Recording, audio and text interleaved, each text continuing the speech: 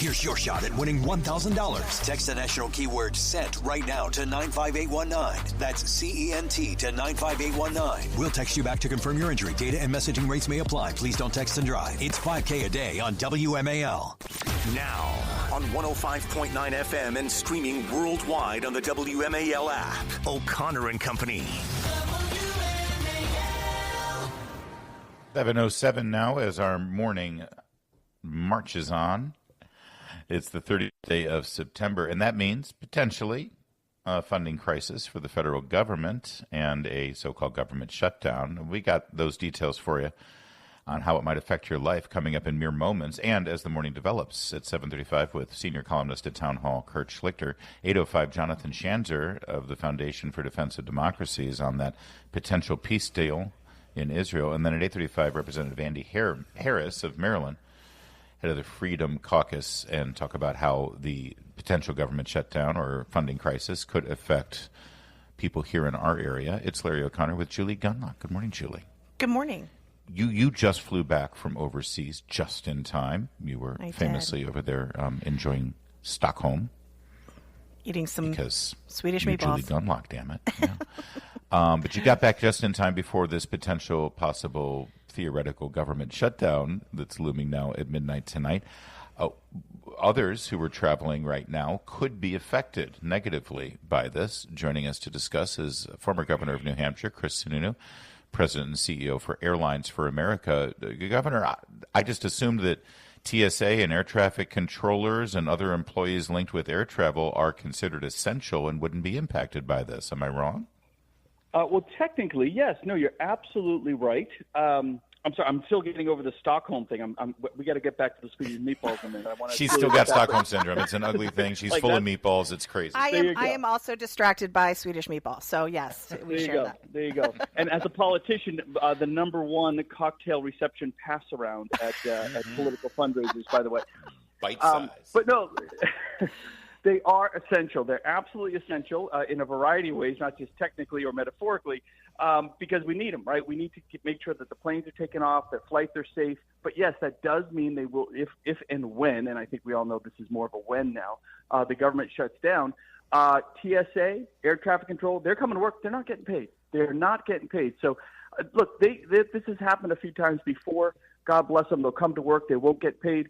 But given how far both sides are right now, if you ask workers to go, not days, but now weeks and maybe even a month, now you're asking folks to go a month without paychecks, that puts a massive strain on the system, and a lot of different things can happen there. So what really happens is safety is always number one, so everything kind of slows down, and we got to ask folks, what do they say, pack your patience, right? Because the lines at TSA could be a little longer. Flights could get a little more delayed. There potentially could be more cancellations. It puts what is already, as we know, a fragile and antique system, and that's something that I've been brought in to help upgrade. It makes it even more strained, and at the end of the day, it's the travelers, the American people, that get affected.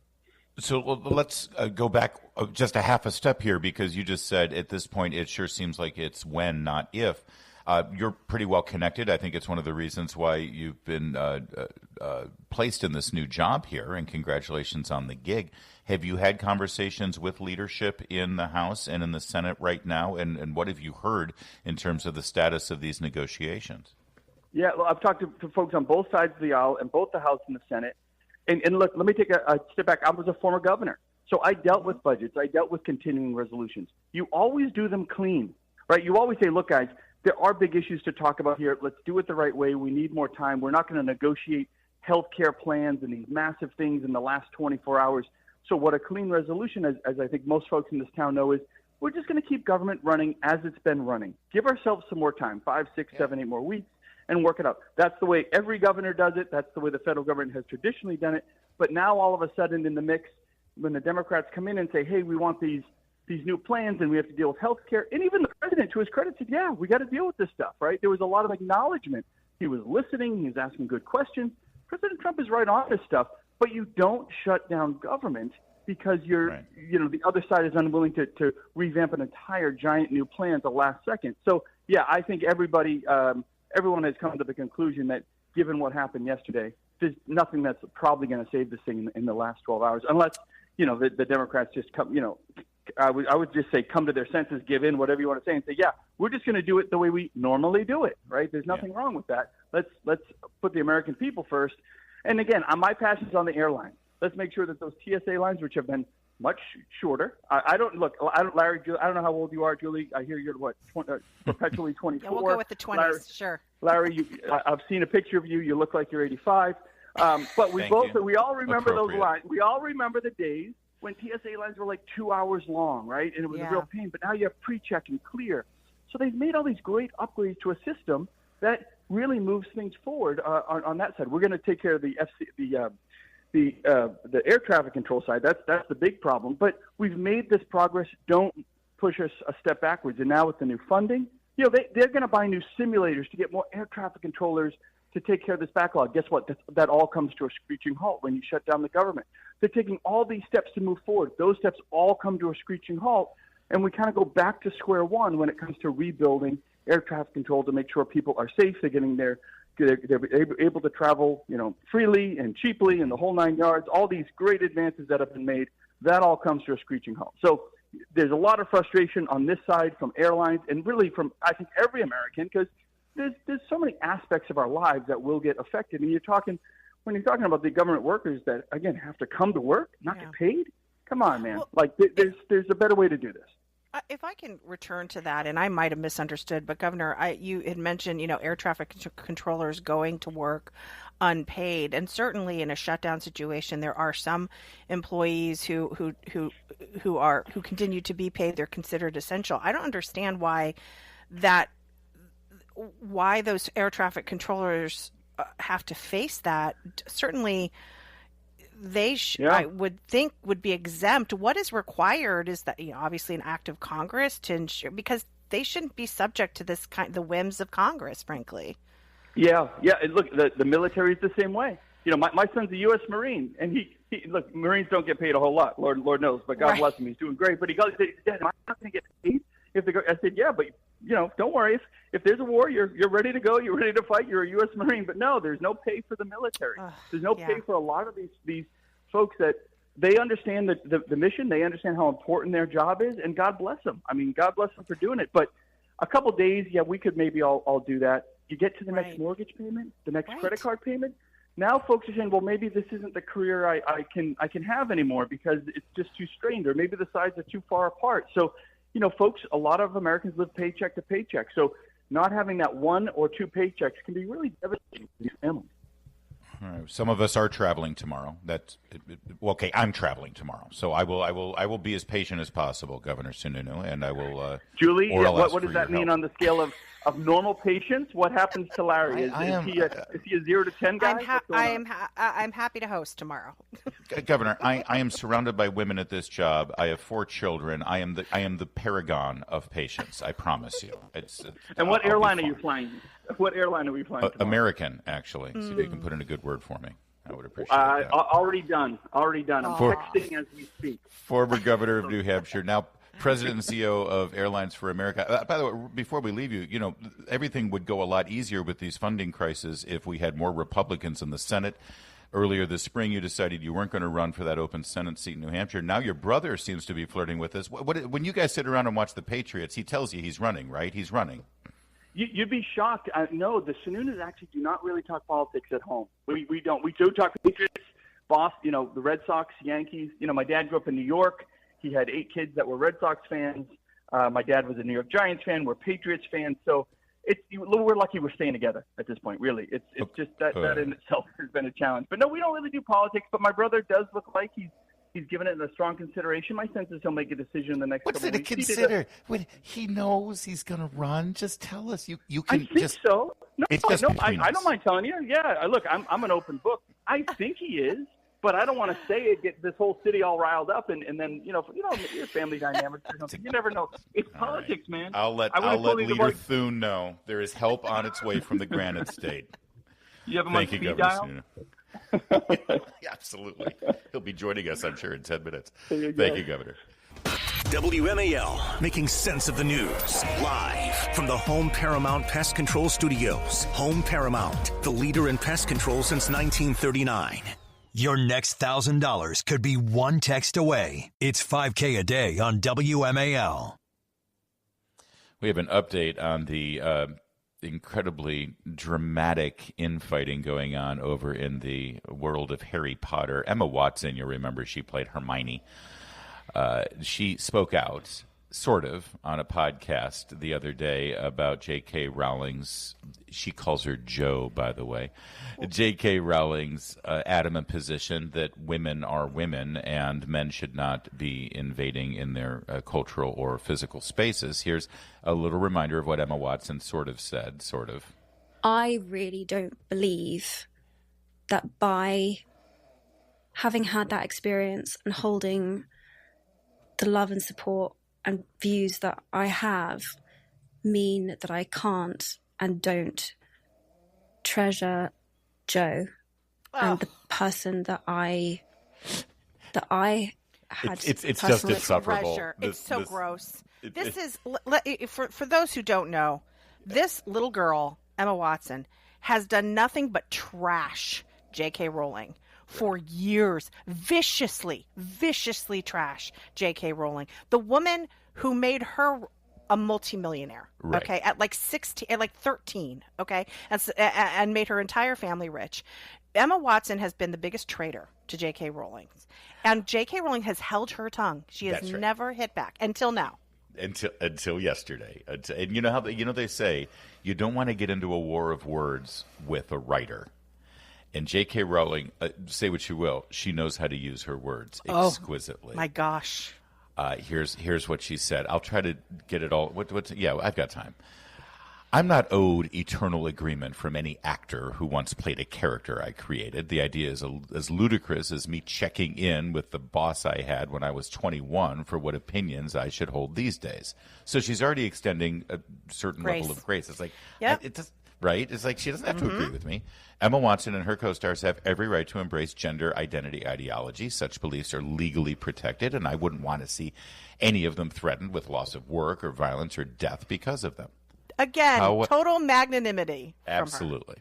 However, Emma and Dan in particular have both made it clear. Dan is Daniel Radcliffe, who plays Harry Potter. Harry Potter. Have both made it clear over the last few years that they think our former professional association gives them a particular right, nay, obligation, to critique me and my views in public. Years after they finished acting in Potter, they continue to assume the role of de facto spokespeople for the world I created.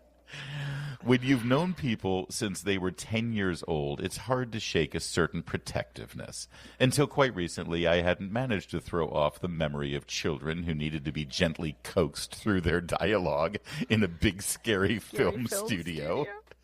For the past few years, I've repeatedly declined invitations from journalists to comment on Emma specifically, most notably on the witch trials of J.K. Rowling. Which is a podcast. If you haven't listened to it, you should.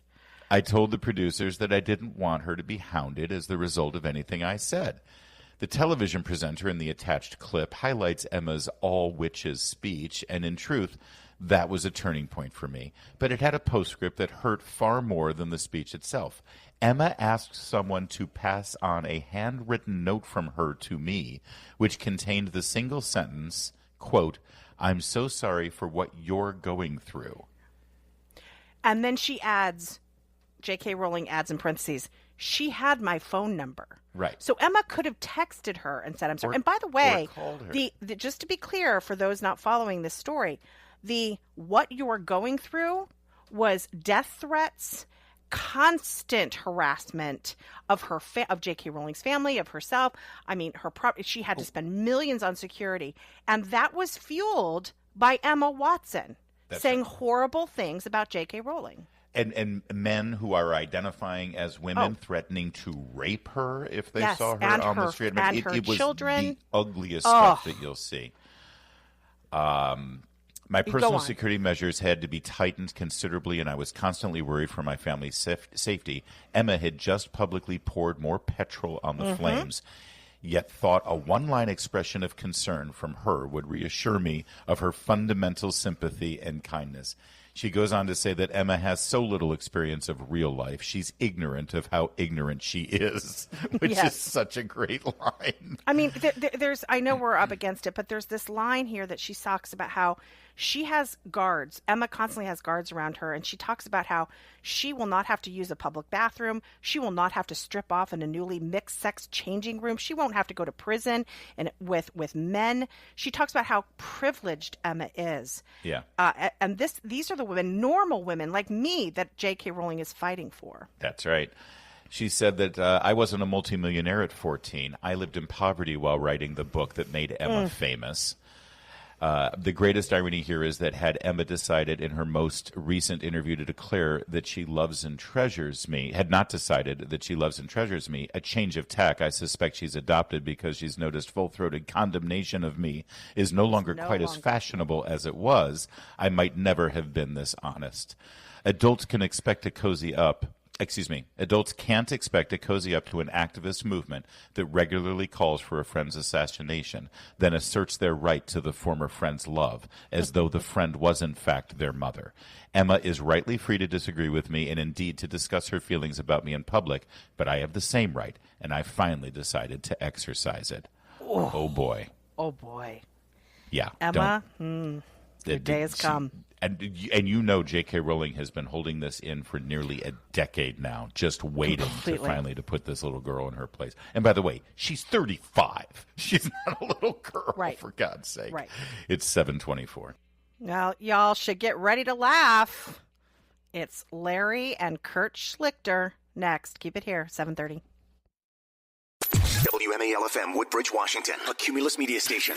Making sense of the news. News Talk 105.9. News now. Now on 105.9 FM and streaming worldwide on the WMAL app. O'Connor and Company.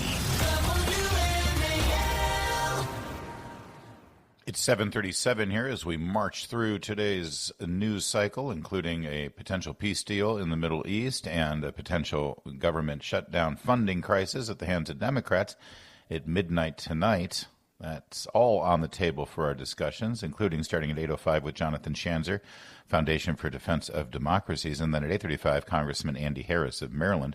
I'm Larry O'Connor alongside Julie Gunlock. Good morning, Julie. Good morning. And a hearty bonjour to Kurt Schlichter. Kurt Schlichter, of course, is senior columnist at Townhall, retired colonel from the United States Army, and a recovering lawyer. Good morning, Kurt. How are you? Good morning. It's a wonderful day here. Good. I'm glad you're having a wonderful day because I need you to help me out. I'm told that the Secretary of War, still getting used to calling him Secretary of War instead of Secretary of Defense, the Secretary of War calling the nation's generals to a meeting at Quantico so he can see them face-to-face and speak to them in the eye about the agenda for the Pentagon and the President's, as Commander-in-Chief, what his agenda is for the military. I'm told that this is a constitutional crisis. It's unprecedented and absolutely terrifying for the people of this country. Colonel Schlichter, is this a problem that the Secretary of War wants to talk to his generals face-to-face? Yes, looking your subordinates in the eye when you tell them how things are going to be is the worst thing ever. No general's ever done that in the 5,000 years of organized military endeavor. Not Julius Caesar, not Genghis Khan, not Gomer Pyle. Yeah, I'm pretty sure Genghis Khan called for a Zoom meeting for all of his generals, right? Well, actually, it was Genghis Khan. Oh, thank you. Oh, that's it. Thank you, John Kerry. Thank you. We have to get a John Kerry swift boating thing in there. By the way, speaking of swift boating, way to go, Mikey Sherrill. Not only did you get caught up in a cheating scandal at Annapolis, you picked your own two kids as your appointees for the Naval Academy. Go Navy! Yeah, what do you say about that, Kurt? Because some people were sort of defending him and saying, well, others have done it, but it seems kind of crappy to me. Oh, well, then it's okay, Julie. The honor code. apparently, now I didn't go to a military academy because I know my parents and I'm a man. But wow. I foster These care gratuitous attacks on our fine military institutions. Oh no, they're adorable. But he's they saying do this have just an to get honor me code. because he knows I love the Naval Academy. It's fine. Go ahead. I know. can overlook it. That's exactly why I'm saying. Yes. Remember, I'm the only Schlicter who wasn't in the Navy. But I was the only one not inspired by the Village People song. All right. But anyway, look, look, there's an honor code there, and an honor concept, but you get the point, and you take an oath to abide by it, and she didn't abide by it. Now she wants to be governor of New Jersey, and Congress beings, I don't want to misgender Mikey Sherrill, had get to pick, I think it's 5 candidates to go to the military academy, and 2 of them happen to be her own kids. Yeah. What are the chances? Apparently 100%.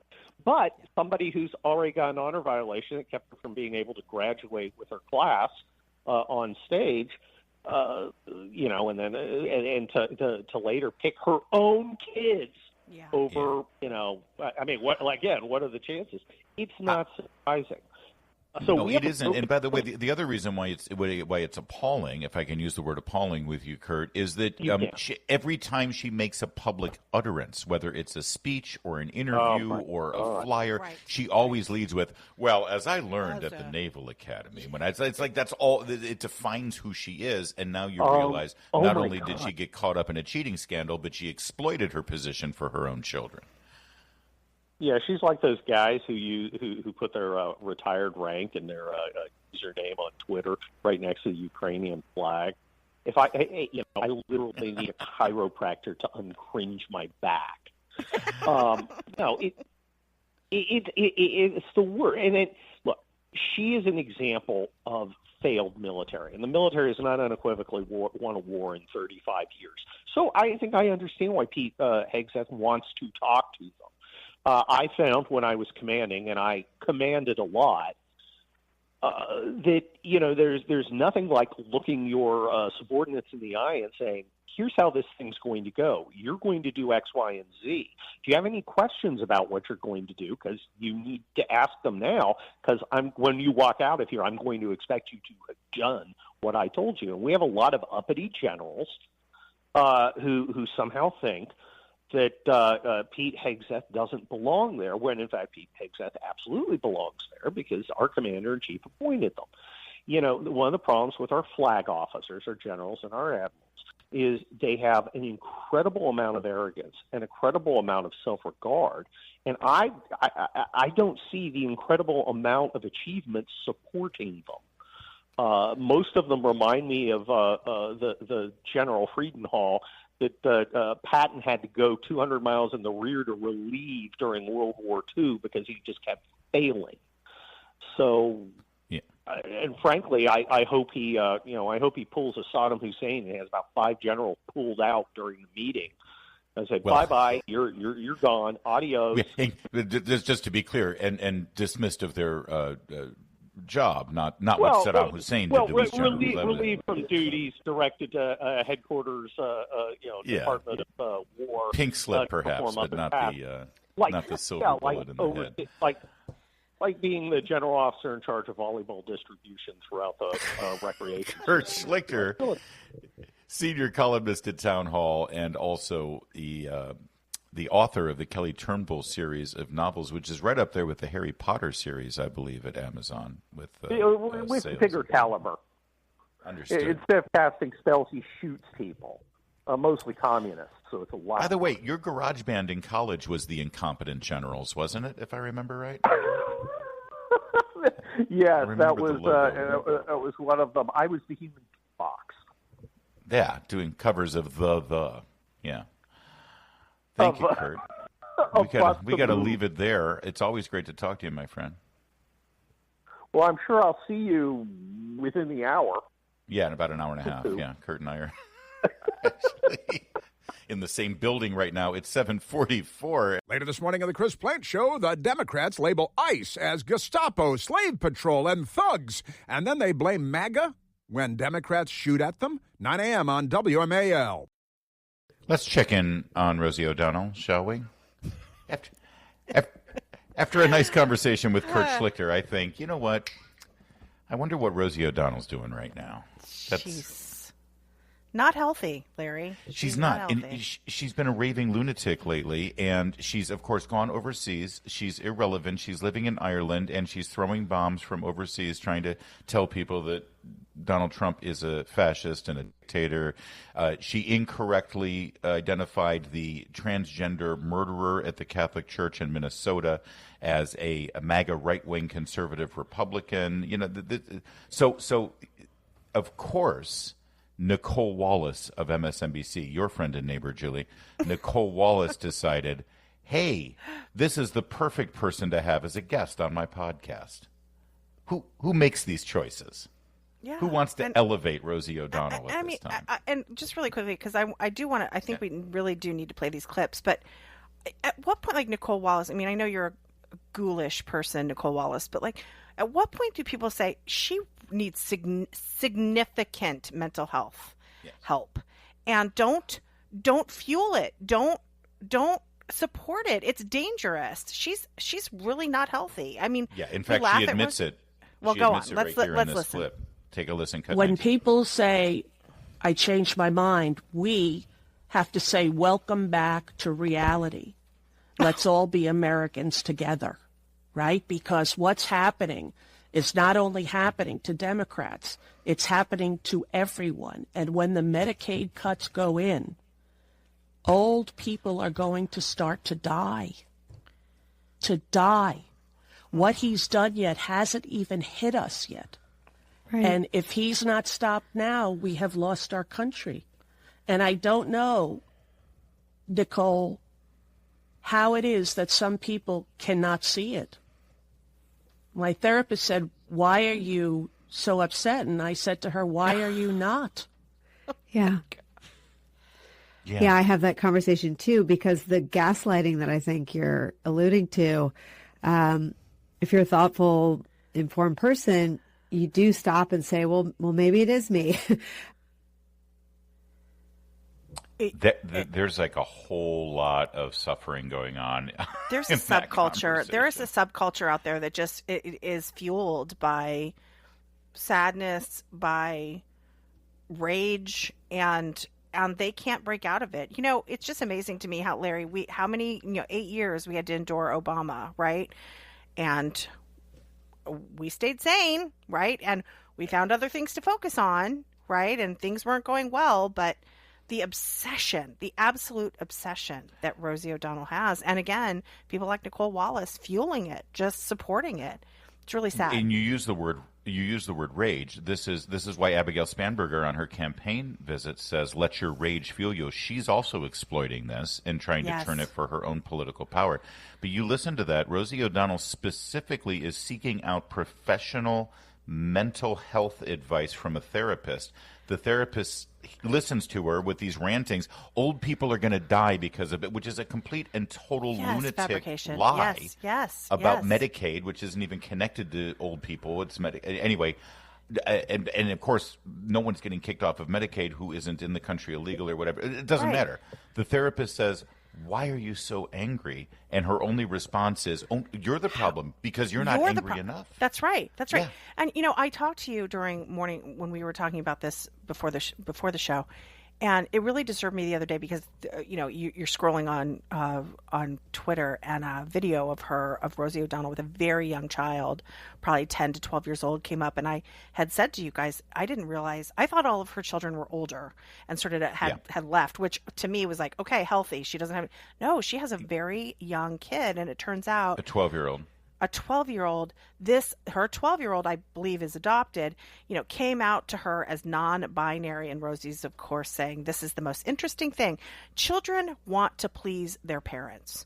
They want to please their parents. And this makes me so sad for this child who has to live under a roof with her. So unhinged. I believe Rosie O'Donnell has multiple children, all of them adopted, and I believe there's quite a few of them who have come out as gender dynamic. Awful. Let's say. Yeah. 4 children, Vivian Blank. One of them, Chelsea, by the way, has come out and is estranged from her mother and said that she was raised in a Looney Tunes household with the 2 lesbian parents. And it's just, it's